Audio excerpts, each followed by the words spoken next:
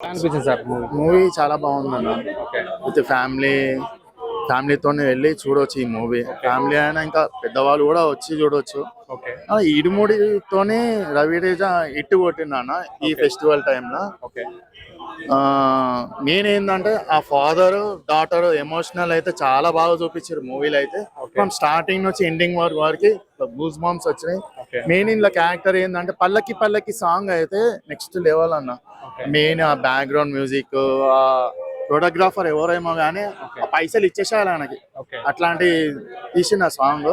Main ఏంటంటే రవితేజకి పక్కన act చేసిన వాళ్ళ వైఫ్ పేరు కావేరి అన్న. ప్రియా భవాని కావేరి అని ఆమె క్యారెక్టర్ 100% న్యాయం చేసింది. నేను మనమ్మ అని చిన్న పాప పేరు మనమ్మ అని మూవీలో చాలా బాగా చూపించింది స్టార్ట్ నుంచి ఎండింగ్ వరకు. రవితేజ టీనేజర్ క్యారెక్టర్ కూడా చాలా బాగా చూపించారు. నేను గురుస్వామి ఆయన పేరు కూడా సాయి కుమార్ కూడా చాలా బాగా యాక్ట్ చేసింది అన్న మూవీలో. జీవి ప్రకాష్ మ్యూజిక్ ఎలా అనిపించింది? జీవి ప్రకాష్ మ్యూజిక్ అయితే చాలా బాగా ఇచ్చింది అన్న. ఒక 2 సాంగ్స్ అయితే బ్లాక్ బస్టర్, ఇంకో 2 సాంగ్స్ అయితే నార్మల్ గా చూడొచ్చు ఒకసారి. మామూలుగా ట్విస్ట్ లేవు అన్న.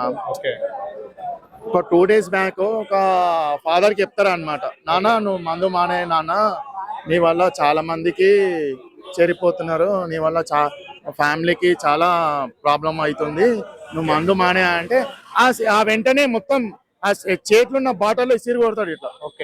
ఆ సెంటిమెంట్ అయితే చాలా వర్కౌట్ అయింది అన్న మూవీలో అయితే. ఎమోషనల్ ఇట్లా కళ్ళకి నీళ్ళు వచ్చినాయి. అంటే ఆ పాపతో ఎమోషన్ సీన్స్ ఎలా వచ్చింది? చాలా బాగా వచ్చినాయి అన్న. రవితేజ ఏ మూవీలైనా సరే ఒక పాప కంపల్సరీ ఉంటది. ఆ పాపకి 100% న్యాయం చేస్తాడు ఆ పాపకి అయితే. కంప్లీట్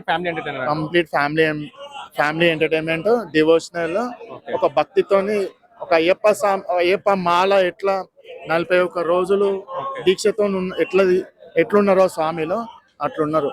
థియేటర్లో అయితే నిజంగా కంబ్యాక్ మూవీ అంటారు. Comeback movie. Thank you sir.